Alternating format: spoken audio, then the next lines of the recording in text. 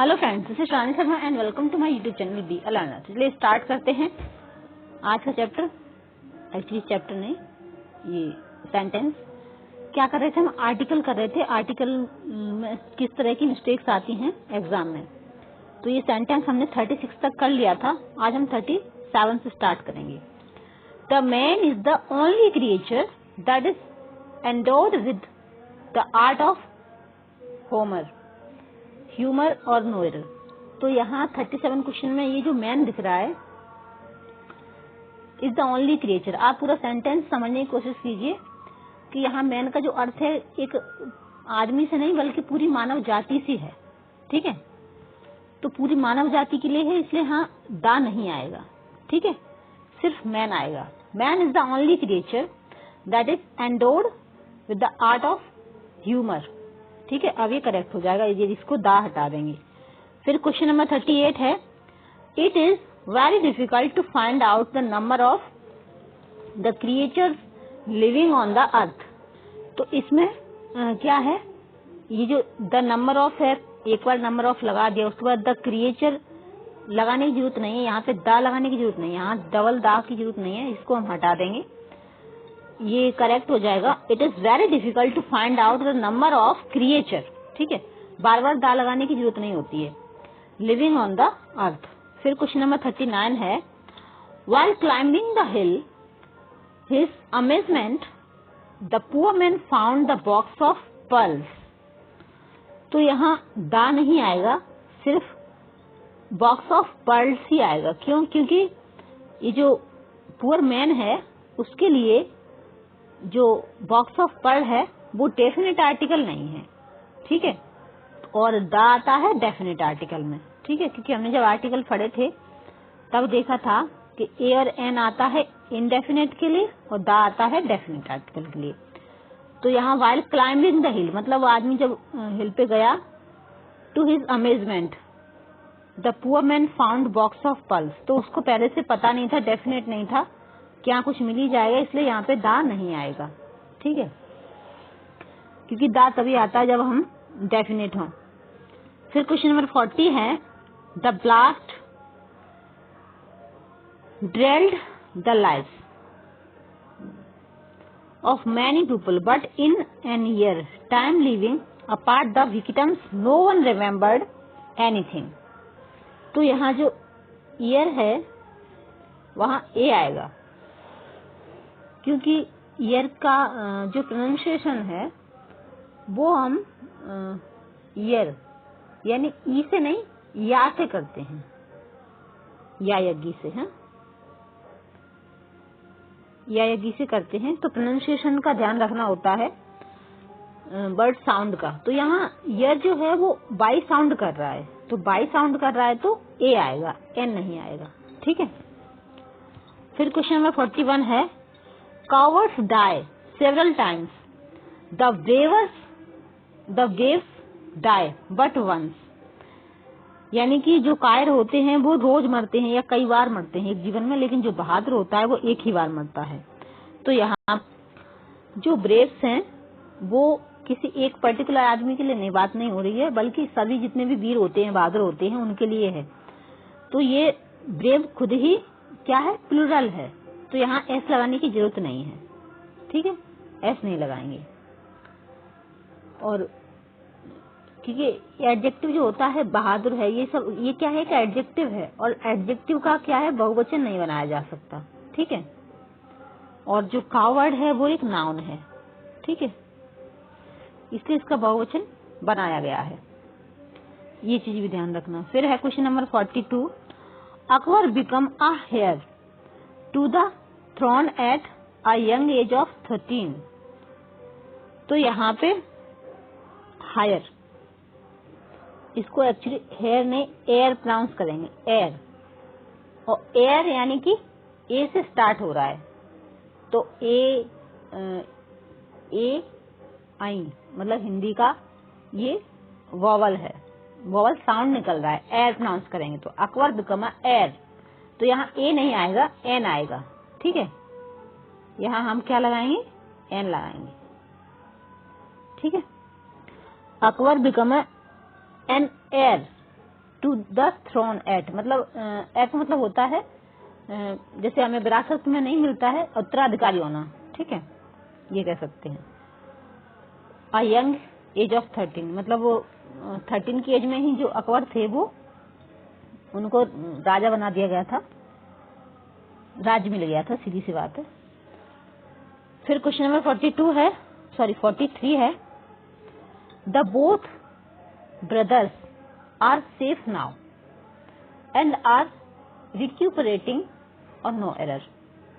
तो यहाँ the both लिखा हुआ है, जबकि ये दा को यहाँ होना चाहिए था, यानी कि बोथ के बाद दा आना चाहिए, बोथ द ब्रदर्स, ठीक है, बोथ द ब्रदर्स, क्योंकि नाउन के पहले दा आता है, इसलिए both the brothers are safe now and are recuperating बस, और नो अदर। फिर है question number 44, when the principal entered the classroom all boys shook in their shoes. मैंने यहाँ पहले शायद ऑल द बॉयज बोल दिया था, लेकिन इसमें ऑल बॉयज लिखा हुआ है, तो यहाँ आपको दा लगाने की जरूरत है, ठीक है, ऑल के बाद दा लगाएंगे तब आपका ये सेंटेंस करेक्ट होगा, ठीक है, all the boys. Question number 45 है, father in him could not bear the condition of his aligned daughter। तो यहाँ जो फादर है यानी कि पिताजी हैं, उनके पहले हमें दा लगाना होगा, क्योंकि क्या होता है जब किसी व्यक्ति के अंदर मौजूद किसी व्यक्तित्व का उल्लेख कर रहे होते हैं ना, उनकी पेशेंस कंडीशन का मतलब यहाँ उल्लेख हो रहा है सहन करने का, बियर कर कि उनकी जो सहन शक्ति है, तो इसलिए यहाँ पे दा आएगा, ठीक है, यानी कि आर्टिकल का प्रयोग होता है। फिर है लेट जज in you decide what punishment should be given to him. तो ये भी 45 की तरह ही है। फिर क्वेश्चन नंबर 47 है, my teacher said that sun is a star. तो यहाँ जो सन है यानी कि सूर्य है, तो ये इससे पहले दा आता है, ठीक है, सन ऐसे ही नहीं लिख सकते, क्योंकि हमें पता है जो भी जियोग्राफिकल चीजें होती हैं, सूर्य चंद्रमा जो भी है, नदियां हैं, माउंटेन हैं, जितने भी हैं, उन सब के पहले हम दा लगाते ही लगाते हैं, कंपलसरी होता है, इसलिए यहाँ पे भी जो सन है वहां पे दा आएगा। फिर क्वेश्चन नंबर 48 है, due to its beauty Kashmir is known as Switzerland of India. तो ये जो स्विट्जरलैंड है क्या है, सारी कंट्रीज के साथ में हम दा नहीं लगाते, ठीक है, लेकिन कुछ कंट्री हैं जिनके पीछे कुछ रीजन है, जैसे पंजाब है, तो पंजाब के साथ हम दा लगाते हैं। क्यों लगाते हैं? क्योंकि पंजाब का जो अर्थ है वो 5 नदियों से मिलकर बना हुआ है, पंच आब, यानी 5 आब का मतलब होता है पानी, तो 5 नदियों से मिलकर जो बना है वो पंजाब है। और हमें पता है जहाँ कलेक्टिव नाउन होता है वहां तो दा आता ही आता है, ठीक है, तो उसी तरह से स्विट्जरलैंड है, तो इसके साथ भी हम दा स्विट्जरलैंड लगाते हैं, दा यूक्रेन लगाते हैं। हाँ, इस तरह से कुछ कुछ कंट्रीज हैं जिनके साथ में हम लगाते हैं। तो मुझे पंजाब का तो पता है, लेकिन अदर कंट्री का याद नहीं है, इतना नहीं पता है कि, लेकिन कुछ न कुछ रीजन उनका भी होगा, इसीलिए, क्योंकि ऐसे ही बिना लॉजिक के तो कोई चीज होती नहीं है, लेकिन ये पता है कि इनके साथ में दा लगाया जाता है, ठीक है। तो यहाँ जो स्विट्जरलैंड है वहाँ आपका दा आएगा ही आएगा, द यूक्रेन हो गया, द स्विट्जरलैंड हो गया, द पंजाब हो गया, है ना, लेकिन सारी स्टेट या कंट्री के साथ नहीं लगाते हैं, लेकिन कुछ कुछ के साथ में लगाते हैं, ठीक है। फिर क्वेश्चन नंबर 49 है, most of the people of southern India. देखिए ये सदर्न इंडिया है लिखा हुआ है, do not know the Hindi.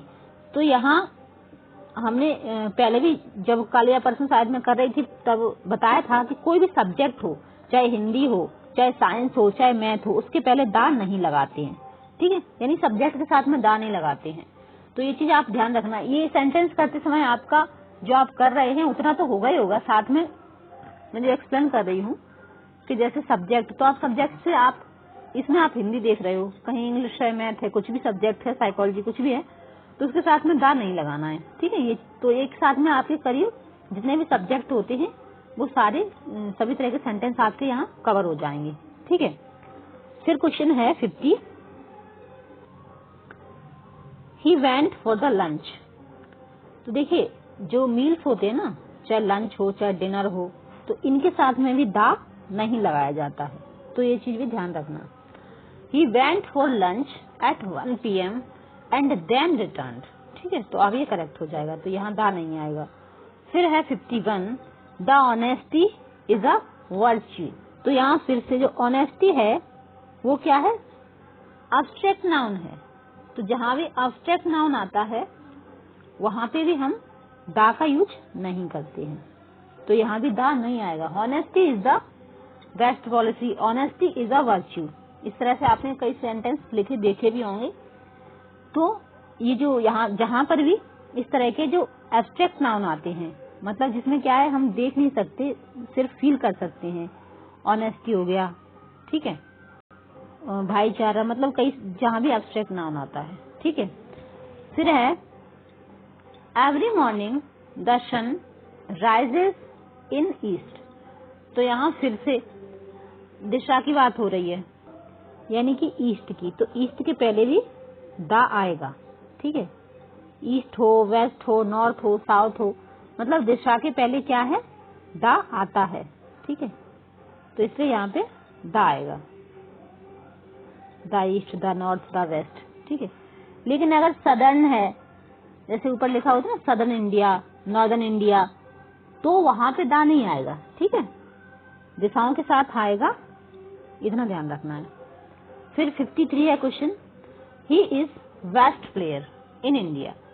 तो बेस्ट प्लेयर है इंडिया के लिए, तो बेस्ट के पहले भी दा आएगा, he is the best player, he is the best player. ठीक है, तो यहाँ पे भी आपका दा आएगा। फिर है 54, when I met him the couple of days back he was writing a new book. तो यहाँ पर जो दा लगा हुआ है कपल के पहले वो गलत है, यहाँ हम क्या लिखेंगे, ए लिखेंगे। When I met him a couple of days, couple of month,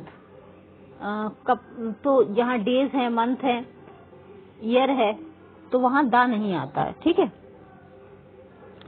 couple of minute, तो यहाँ ए आएगा। ठीक है, तो ये हमारा आर्टिकल वाले जितने भी सेंटेंस थे वो खत्म हो चुके हैं। अब नेक्स्ट वीडियो में जो हमारी केवीएस का सिलेबस है उसके अकॉर्डिंग आगे बढ़ेंगे और देखेंगे क्या करना है। तो वीडियो पसंद आया हो तब तक तो लाइक कीजिए, शेयर कीजिए, और चैनल पे नए हैं तो चैनल को सब्सक्राइब कर लीजिए, ताकि इसी तरह से आप अपना आगे प्रैक्टिस करते रहें। देखने के लिए धन्यवाद। जय हिंद, जय भारत।